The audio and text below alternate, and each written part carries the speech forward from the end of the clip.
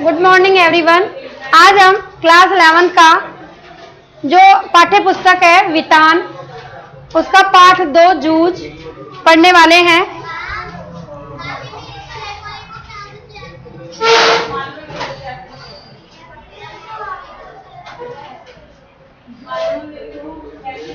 इस पाठ में ये जो है, इसके लेखक कौन है? आनंद यादव हैं। जूझ पाठ है, इनके लेखक हैं आनंद यादव। जूझ, इस पाठ का जैसे नाम है जूझ, जूझ का क्या मीनिंग होता है? कोई बता सकता है जूझ का अर्थ क्या होता है? Very good. जूझ जो है इसका मतलब है संघर्ष।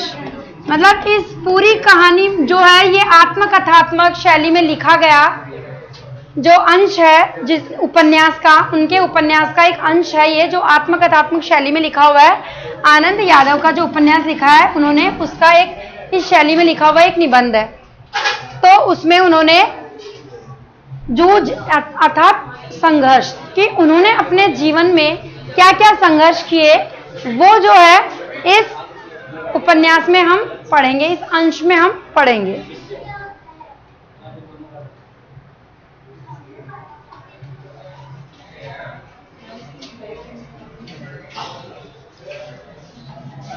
पाठशाला जाने के लिए मन तड़पता था, लेकिन दादा के सामने खड़े होकर यह कहने की हिम्मत नहीं होती कि मैं पढ़ने जाऊंगा। कहने का मतलब है यहां से स्टार्ट हो रहा है, लेखक बीच में से स्टार्ट कर रहे हैं और कह रहे हैं, हमें अपनी स्टोरी बता रहे हैं कि वो पढ़ने के लिए उनका कितना मन था। हमेशा जो है पाठशाला, आप जानते हो स्कूल होता है, उनका मन हमेशा जो है पाठशाला जाने के लिए करता था। लेकिन उनके दादा, ये क्या है, मराठी में लिखा हुआ था, मराठी के लेखक थे वो आनंद यादव। तो इन्होंने वो मराठी में क्या है, अपने पिताजी को ही क्या कहते हैं? दादा। तो यहाँ इनके पिता हैं ये दादा। लेकिन दादा के सामने खड़े होकर उनकी ये हिम्मत नहीं होती थी, क्योंकि उनके जो पिता थे वो काफी गुस्से वाले नेचर के थे। इसीलिए जो है लेखक की हिम्मत नहीं होती थी कि अपने पिता को जाकर ये कह दे कि मुझे स्कूल जाना है। डर लगता था कि हड्डी पसली एक कर देगा, यानी कि उसकी पिटाई होती थी, इसका मतलब। इसलिए मैं इस ताक में रहता था कि कोई दादा को समझा दे। इसीलिए लेखक ये चाहता था कि कोई तो ऐसा व्यक्ति हो जो जिसके समझाने से दादा उसको स्कूल भेजने लग जाए या समझ जाए। मुझे इसका विश्वास था कि जन्म भर खेत में काम करते रहने पे भी हाथ कुछ नहीं लगेगा, क्योंकि खेती बाड़ी करते रहेंगे तो इतना पैसा नहीं कमा पाएंगे। लेखक की ऐसी ही सोच थी। जो बाबा के समय था वह दादा के समय नहीं, मतलब वो उनके पिताजी के समय था, वो इसके खुद के पिताजी के समय नहीं है। और यह खेती हमें गड्ढे में ही धकेल रही है। पढ़ जाऊंगा तो नौकरी लग जाएगी, 4 पैसे हाथ में रहेंगे, बिठौवा अन्ना की तरह कुछ धंधा कारोबार किया जा सकेगा। अंदर ही अंदर इस तरह के विचार चलते रहते। अब लेखक मन ही मन में सोचा करता कि मैं पढ़ जाऊंगा तो कोई मेरी नौकरी लग जाएगी या इस खेती से मुझे छुटकारा मिलेगा, ऐसा वो मन में सोचते हैं। लेकिन उसके पिता इसके फेवर में नहीं थे, उसको पढ़ाने के फेवर में नहीं थे। इसीलिए जो है वो मन ऐसे सोचते हैं कि कोई तो ऐसा व्यक्ति मिले जिसके समझाने से उसके दादा उसको स्कूल में भेजने लगे। दिवाली बीत जाने पर महीना भर ईख पेरने का कोलू चलाना होता है। ईख तो आप सब जानते ही हैं, किसको कहते हैं? गन्ना। Very good. हाँ, तो वो क्या है, ईख से, गन्ने से क्या बनता है? चीनी, गुड़ बनता है ना। तो उस समय में उनके वहां खेती होती थी ईख की। तो दिवाली के बाद में जो महीना भर उनको क्या है, वो कोलू चलाना होता है। वो बैल से वो उनको पीसते हैं ना उसको, गन्ने को। तो वो कह रहे हैं कि कोलू चलाना होता था, कोलू की जो बैल होते थे उनको चलाना होता था।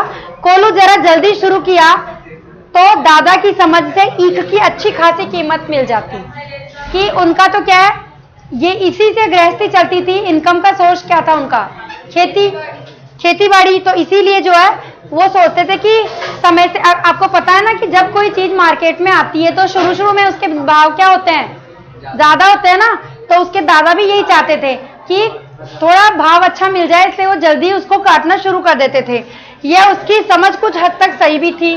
जब चारों ओर कोलू चलने लगते तो बाजार में गुड़ की बहुतायत हो जाती, और बाद में जब कोलू सब जगह ही चलने लग जाते तो बहुत सारा गुड़ आने लग जाता। इसका मतलब अधिक मात्रा में जो है आ जाता गुड़, तो फिर कीमत उतनी ज्यादा नहीं रहती थी।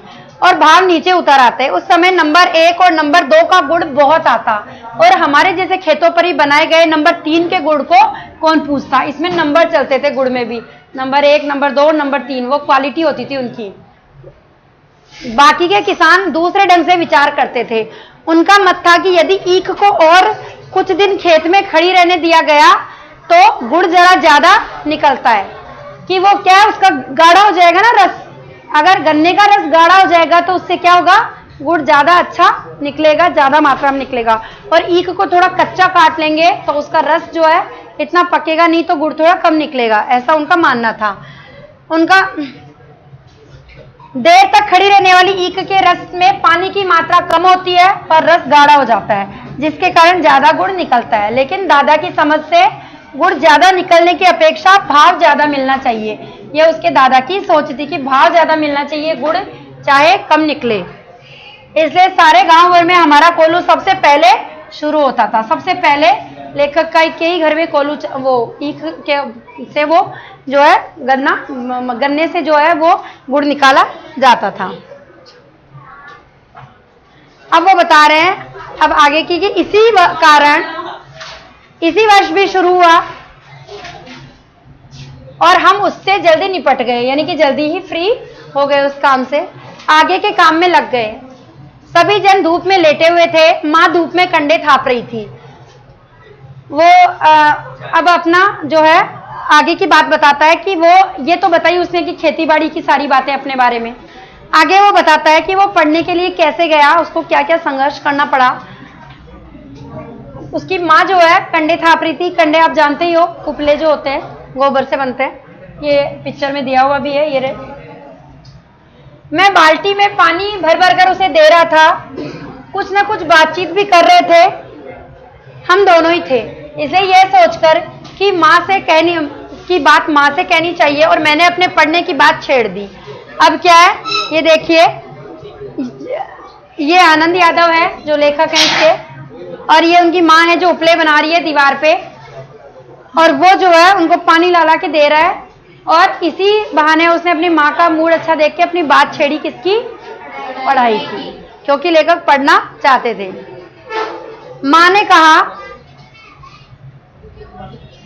अब तू ही बता मैं क्या करूं। नहीं, मैं क्या करूं, तू ही बता। तेरे पिताजी के सामने मेरी तो चलने से रही। पढ़ने लिखने की बात की तो वह बरहेला सुअर की तरह गुर्राता है।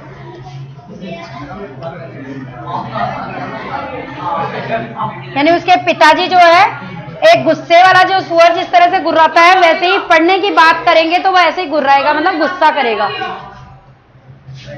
मुझे मालूम है, मतलब एक तरह से वो गुर्राता है, यानी कि गुस्सा करना, क्रोध करेगा। अब माँ के मन में जंगली सुअर बहुत गहराई में बैठा हुआ था, तभी वो कंपेयर कर रही थी कि जैसे जंगली सुअर गुर्राता है, वैसे ही उसके पिता को भी अगर पढ़ने के बारे में कह दिया तो वो भी वैसे ही गुस्सा करेंगे। अब मड़ा के सभी काम बीत गए हैं। मड़ा का मतलब होता है खेती, यानी खेत में सारे काम खत्म हो गए थे। ईख से गन्ना वगैरह, वो सॉरी गुड़ वगैरह जो निकालना था वो निकल चुका था, काम मोस्टली खत्म हो गया था खेतों का। देखो इसको बोलते हैं अड़ा, अड़ा साउंड आता है इसका, अड़ा ऐसे लिखा जाता है, मड़ा। मेरे लिए अब कुछ तो करना नहीं रह गया था, नहीं रह गया है, इसलिए कहता हूँ तू दत्ताजी राव सरकार से मेरे पढ़ने के बारे में कह दे। यानी कि दत्ताजी राव सरकार जो थे गांव में के सरपंच थे, और उनकी जो है काफी धाक थी, गांव में प्रतिष्ठित व्यक्ति थे वो। इसीलिए लेखक जो है अपनी बात मनवाने के लिए अपनी माँ से इस तरह से कहता है कि आप ऐसा करो कि दत्ताजी राव सरकार के पास चली जाओ और उनसे मेरे पढ़ने के बारे में बात करो। अब मैं आज ही रात को हम उनके यहाँ चलेंगे, मैं चलूंगा तेरे साथ, अपनी माँ को कहता है।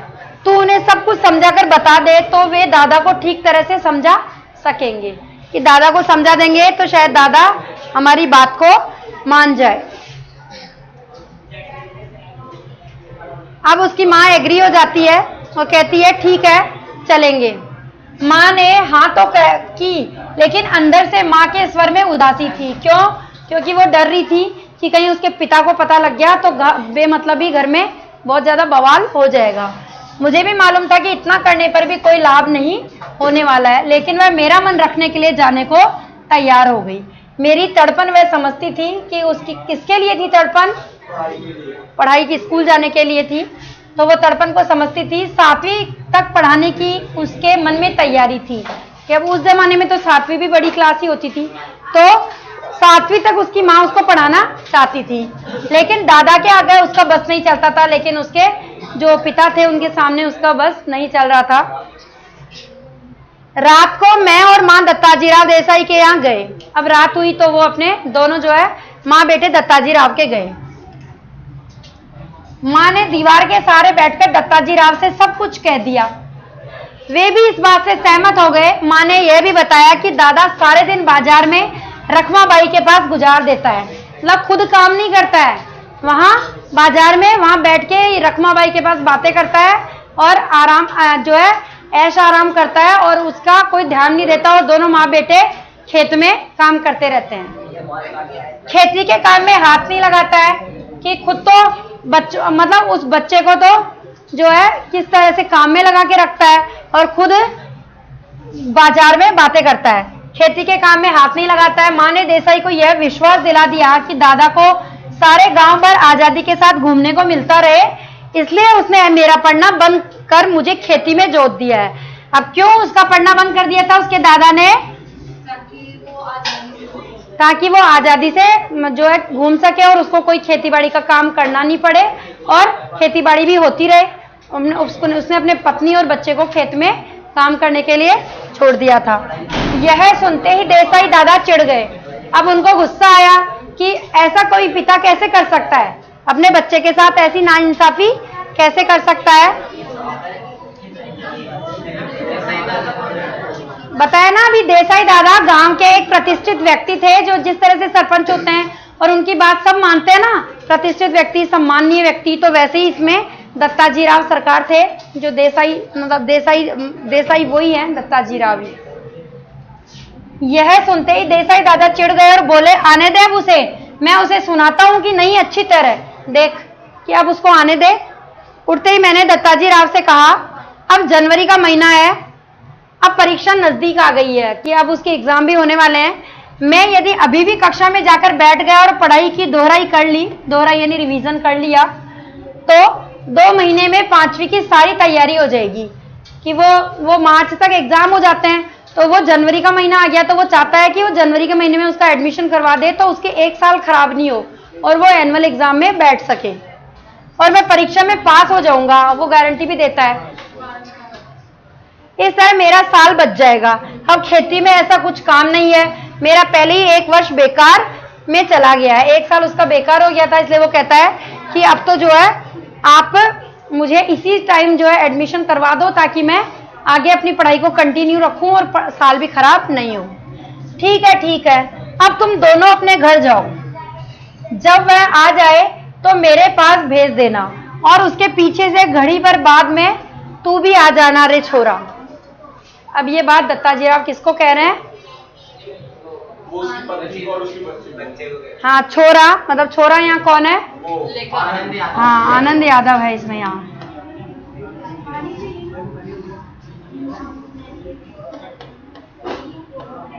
अब इसमें इसको आनंदा कहते हैं प्यार से। जी कहकर हम खड़े हो गए। उठते उठते हमने यह भी कहा कि हमने यहाँ आकर ये सभी बातें कही है, ये मत बता देना, तब उसको मत बता देना कि हमने आपसे रिक्वेस्ट की है कि हमें मेरे बच्चे को पढ़ना है, ऐसा मत बता देना, नहीं तो हम दोनों की खैर नहीं है, नहीं तो वो बहुत गुस्सा करेगा घर में। माँ अकेली साग भाजी देने आई थी, यह बता देंगे तो अच्छा होगा कि कोई जैसे पड़ोसियों को अपन साग सब्जी देने जाते हैं ना कभी कभी, तो वैसे ही बता देना कि सब्जी देने आई थी माँ, इसीलिए जो है घर में आई थी और ऐसी बात हो गई, ऐसे बताना, ऐसे मत बताना कि भाई वो अपने आप हमको यहाँ पढ़ाई के लिए हम बात करने गए थे। ठीक है, मुझे जो करना है मैं करूंगा। देख, उसके सामने ही तुझसे कुछ पूछूंगा कि जब वो यहाँ मेरे यहाँ आएगा ना, उसके बाद तुम्हें भी मैं यहाँ बुलाऊंगा और उनके सामने ही तुमसे पूछूंगा, तो निडर होकर कि बिना डरे तुम जो है जवाब साफ उत्तर देना, डरना मत, कि जो है बिना डरे उत्तर देना तुम साफ साफ बोलना, डरना मत, आराम से बोलना कि हाँ तुम्हें नहीं भेजा जा रहा है पढ़ने के लिए। नहीं जी, मैं माँ के साथ लौट आया कि नहीं नहीं, हम तो एकदम निडर होके जवाब देंगे, ऐसा वो कह देते हैं दोनों बाप माँ बेटे। 1 घंटा रात बीते, दादा घर पर आया, मैं घर में ही था। आते ही माँ ने दादा से कहा साग भाजी देने देसाई सरकार के यहाँ गई थी, तो उन्होंने कहा कि बहुत दिनों से तेरा मालिक दिखाई नहीं दिया है, खेत से आ जाने पर जरा इधर भेज देना। अब उसको जो है इस तरह से कहती है कि वो देसाई साहब कह रहे आपको बुला रहे थे, कुछ काम वाम था। अब वो पूछते कि कोई काम था क्या। दादा ने अधीरता से पूछा, अधीरता का मतलब होता है एकदम अधीरता, धीर दीन नहीं, हाँ, क्यों बड़े ही क्यूरियोसिटी से, बड़ा ही जिज्ञासा से पूछा कि हाँ सच में, मतलब उसको धैर्य नहीं रहा और उसने फटाफट से पूछा कि सच में ऐसा हुआ है कि उन्होंने मुझे बुलाया है, कोई काम था क्या। मतलब किसी प्रतिष्ठित व्यक्ति के यहाँ से बुलावा आना अपने लिए सम्मान की बात होती है ना, इसलिए उसने ऐसा पूछा। मुझे तो कुछ बताया नहीं उन्होंने, तो मैं हो आता हूँ। अब वो खाना खाने से पहले ही उसको ऐसे मन में उत्सुकता होगी कि मैं तो जाके आता हूँ, पता नहीं क्या काम है। मुझे तो कुछ बताया नहीं उन्होंने, तो मैं आता हूँ, तब तक तू रोटियां सेक ले। गणप्पा आए तो उसे खेतों पर भेज देना पहले ही। गणप्पा किसको कहा है यहाँ पर? हाँ, आनंदा को कहा है, अपने बेटे को कहा उसने गणपा। ये मराठी में है ना, तो मराठी में इस तरह से पा लगाते हैं पीछे। दादा तुरंत उठ खड़ा हुआ। देसाई के बाड़े का बुलावा दादा के लिए सम्मान की बात थी। आधा घंटा बीतने पर माँ ने मुझसे कहा कि अब तू जा, कहना जीव ने बुलाया है। जीव ने यानी उसको भोजन करने के लिए बुलाया है, मतलब घर पे वो खाना खा के नहीं आए थे ना, इसलिए उसको खाना खाने के लिए बुलाया है। ऐसा कहकर तू माँ जाना, मतलब उसके बेटे को भेजती है कि तू अपने पिता को बुला ला, खाना खाने के नाम पे जा, कि पिताजी तुम्हें खाना खाने के लिए बुला रहे हैं। अच्छा, मैं पहुंचा तो सरकार मेरी राह देख रहे थे, यानी कि उसी की बात देख रहे थे कि वो आने वाला है, तो इसके सामने ही कुछ बातें हो जाए। क्यों आया रे छोरे? अब वो उसको ही अननोन बनके, अजनबी बनके ही पूछ रहे हैं कि क्यों आया है। दादा को बुलाने आया हूं, अभी खाना नहीं खाया है। बैठ थोड़ी देर, अभी तो आया है वह मेरे पास, कि अभी तो आया है, थोड़ी देर बैठ जा। जी मैं बैठ गया। धीरे धीरे दत्ता जी आप पूछने लगे, कौन सी में पढ़ता है रे तू? जी 5वीं में था, किंतु अब नहीं जाता हूँ। क्यों रे? दादा ने मना कर दिया है। खेतों में पानी लगाने वाला कोई नहीं है। क्यों रत्नापा? अब रत्नापा यहाँ कौन है? हाँ, लेखक के पिता।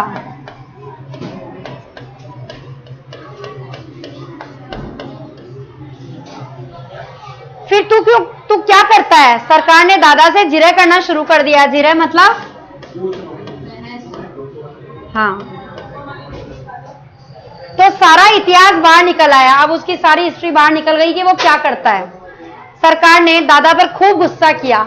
उन्होंने भी दादा की खूब हजामत बनाई। कहने हजामत का मतलब, वैसे तो हम नाई के यहाँ जाते हैं तो वो हमारी हजामत बनाता है, मालिश करता है, लेकिन उस समय में उसकी डांट लगाई, उसको गुस्सा किया उसके ऊपर कि तू अपने बच्चे का भविष्य खराब कर रहा है, इसको स्कूल नहीं भेज रहा है। देसाई के मरा को छोड़ देने के बाद दादा का ध्यान किसी काम की तरफ नहीं रहा। मरा वही खेत हो गया।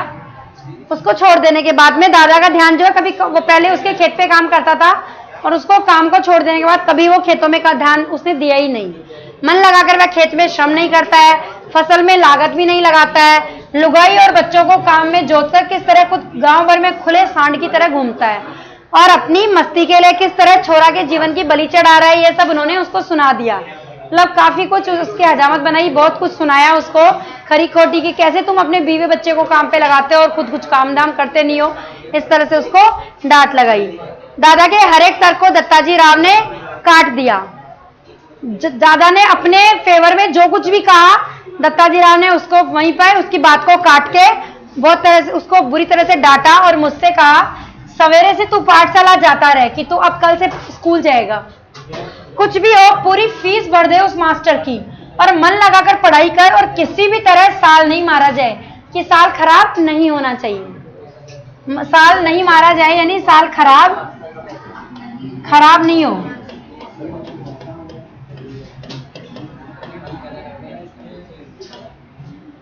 इसका ध्यान रख। यदि इसने तुझे पढ़ने नहीं भेजा तो सीधा चला आ इधर, कि फिर भी अगर ये बात नहीं माने और मान लो खेती के काम में फिर से तुझे उलझाने लगे तो तू जो है मेरे पास आ जाना, इसका मैं बंदोबस्त कर दूंगा। यदि इसने तुझे पढ़ने नहीं भेजा तो सीधा चला आना इधर।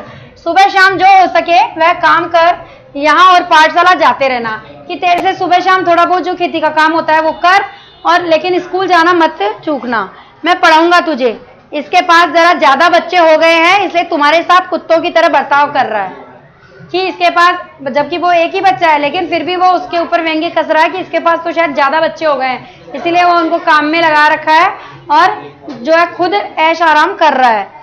मैंने मना कब किया है जी? अब वो जो है उसके पिताजी अब वो अपना सफाई दे रहे हैं कि मैंने कब मना किया है, इसको जरा गलत सलत आदत पड़ गई थी। अब वो उसको अपने आप को बचाने के लिए उसके लिए गलत बोल रहा है, अपने बच्चे के लिए, कि इसको गलत आदतें पड़ गई थी, इसलिए मैं तो नहीं भेजता था। इसलिए पाठशाला से निकालकर जरा नजरों के सामने रख लिया है कि स्कूल से निकाल लिया इसको, और अब जो है नहीं भेज रहा हूं इसको। कैसी आदतें? अब वो पूछता है उससे कि कैसी आदतें हो गई है। चाहे जैसी, यहां वहां कुछ भी करता है, कभी कंडे बेचता है, कभी चारा बेचता है, सिनेमा देखता है, कभी खेलने जाता है। खेती और घर के काम में इसका बिल्कुल भी ध्यान नहीं है, कि खेती के काम में तो इसका जरा भी ध्यान नहीं है। दादा ने मेरे ऊपर अचानक हल्ला बोल दिया। हाँ, तो बच्चे के ऊपर, बच्चे भी तो हमला बोला ना। मुद्रिका, स्टैंड अप। हाँ, ये जो हम जो आनंद यादव का जो चैप्टर पढ़ रहे हैं उनका अंश, ये किस शैली में लिखा हुआ है? मैंने भाषा नहीं पूछी, शैली पूछी है। हाँ,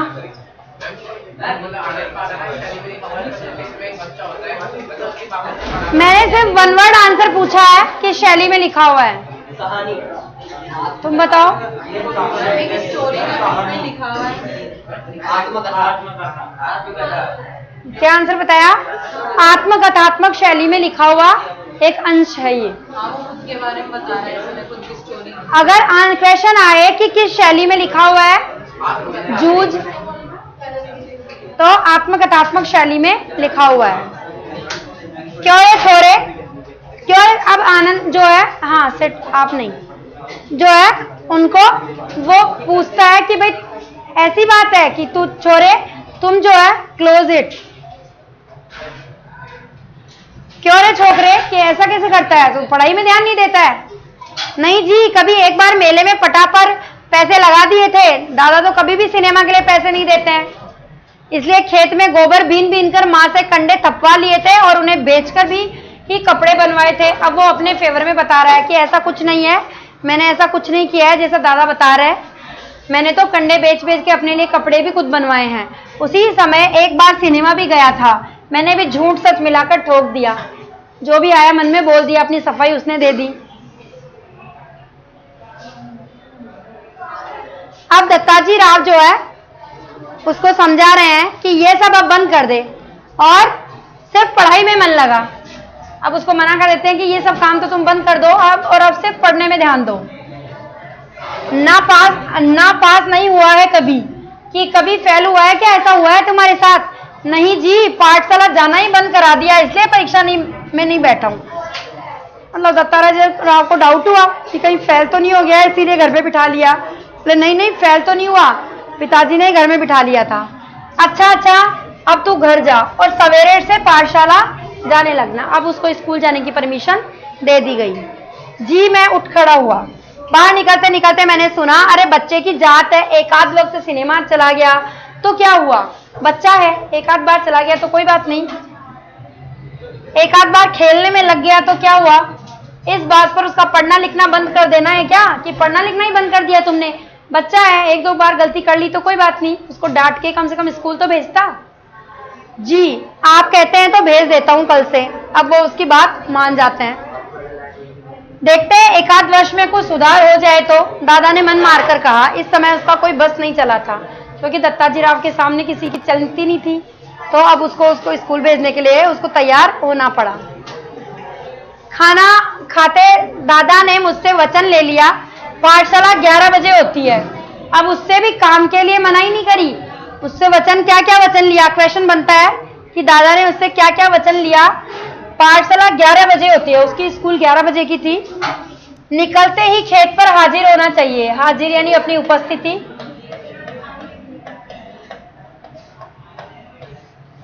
खेत पर उपस्थित होना है। 11 बजे तक पानी लगाना है खेतों में। खेत पर से सीधे पाठशाला जाना है, मतलब सुबह सवेरे जल्दी उठकर खेत पर आना है। 11 बजे तक खेतों में पानी लगाना है, उसके बाद स्कूल जाना है। सवेरे आते समय ही पढ़ने का बस्ता घर से ले आना, कि सुबह जब आए तभी घर से बैग लेकर आ जाना। छुट्टी होते ही, ये देखो दत्ताजी राव उसके पिता को समझा रहे हैं, ये लेखक है।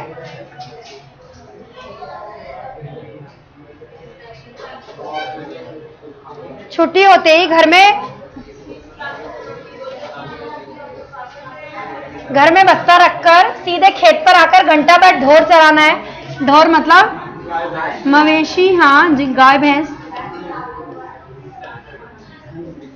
और कभी खेतों में ज्यादा काम हुआ तो पाठशाला में गैर हाजिरी लगाना। समझे? मंजूर है का? ये उन्होंने वचन लिया। क्या क्या वचन लिया? तमन्ना स्टैंड अप। कि सुबह 8 बजे खेतों में आना और साथ में अपना बैग लेके आ जाना, और 11 बजे मुझे स्कूल चले जाना। और सिट डाउन। ठीक है, कि उसको क्या क्या वचन दिया कि खेतों में जो है सुबह जल्दी आना है, खेतों में पानी देना है, और 11 बजे बैग वगैरह घर से लेकर आना है, और उसके बाद पूरे खेत में काम करके और उसके बाद ही वो ढोर वगैरह चराना है। ये सारे खेत, वो जब छुट्टी हो जाए स्कूल की तब जो है घर में बस्ता रखकर सीधे खेत पर ही आना है, और फिर उसके बाद जानवरों को भी वहां चराना है आके। और कभी कभी ज्यादा काम हुआ तो स्कूल से छुट्टी भी करनी है, एब्सेंट लगानी है स्कूल में। अब उसको ये सारी बातें करके उससे वचन लेके उसने उसको स्कूल भेजने के लिए वो तैयार हो गया। हाँ, खेत में काम होगा तो गैर हाजिर कर रहना ही चाहिए। मैं ऐसा बोल रहा था मानो मुझे सारी बातें मंजूर है। मन आनंद से उमड़ रहा था। किस लिए उमड़ा उसका मन आनंद से? क्योंकि उसको स्कूल मन आनंद से किसका उमड़ रहा था? हाँ, तो आनंद आगा इसलिए उमड़ रहा था ना, क्योंकि अब स्कूल जाने की परमिशन उसको मिल चुकी थी। अब वो कहता है कि हाँ, इतना मंजूर हो तो पाठशाला जाना, नहीं तो पढ़ना लिखना किस काम का। इस तरह से ये सारी बातें उससे मनवा ली। मैं सवेरे शाम खेतों पर आता रहूंगा न, कि मैं भी जो है शाम सवेरे खेतों पे आता रहूंगा, देखता रहूंगा।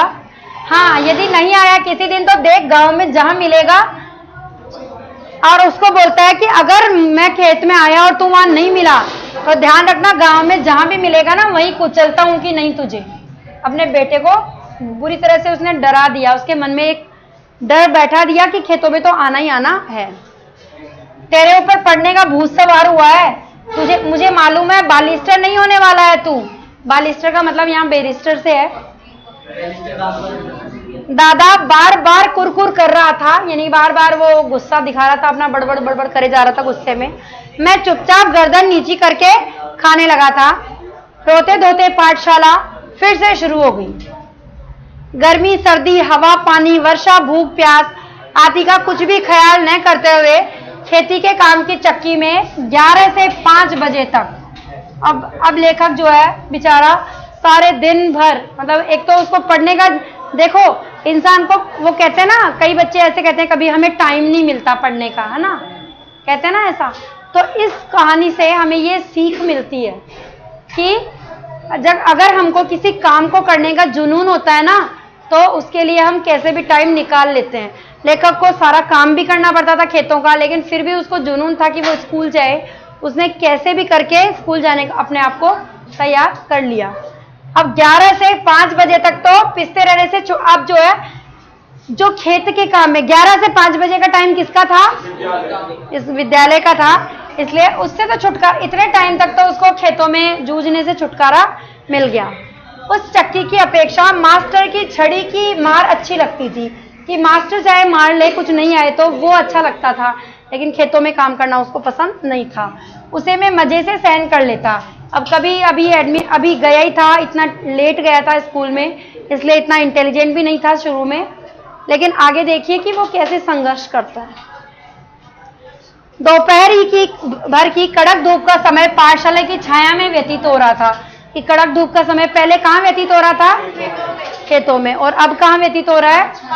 पाठशाला में। गर्मी के 2 महीने आनंद में बीत गए। फिर से 5वीं में जाकर बैठने लगा।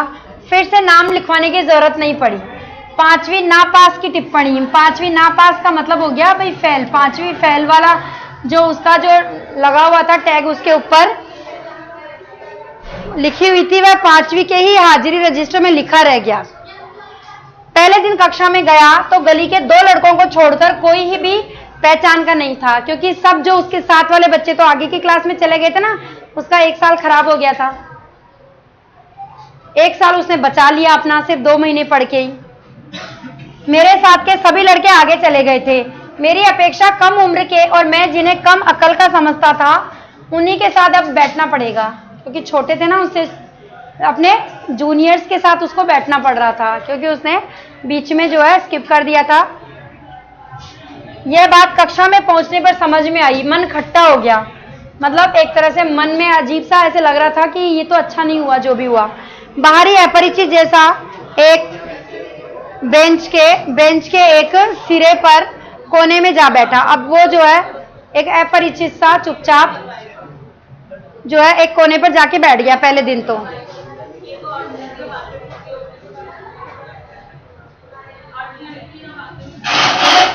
मास्टर कौन है इसका पता नहीं था। पुरानी किताबों और पुरानी कॉपियों का उस कक्षा से कोई संबंध नहीं था। फिर भी लट्ठे के बने थैले में उन्हें ले आया था। बस अड्डे पर कोई लड़का अपनी पोटली संभाले किसी इंतजार में जैसे बैठा होता है, उसी तरह मैं अपनी पढ़ाई की पुरानी धरोहर संभाले बैठा था। धरोहर यहाँ क्या है? उसकी जो पुरानी ऑफिस जो थी उसके पास, उनको वो संभाले बैठा था। अब उसकी कक्षा में उसका पहला दिन कैसे शुरू होता है, ये हम अगले वीडियो में देखेंगे, और इसके बाद उसको क्या क्या संघर्ष करना पड़ता है, ये हम आगे अगले वीडियो में पढ़ेंगे। Thank you.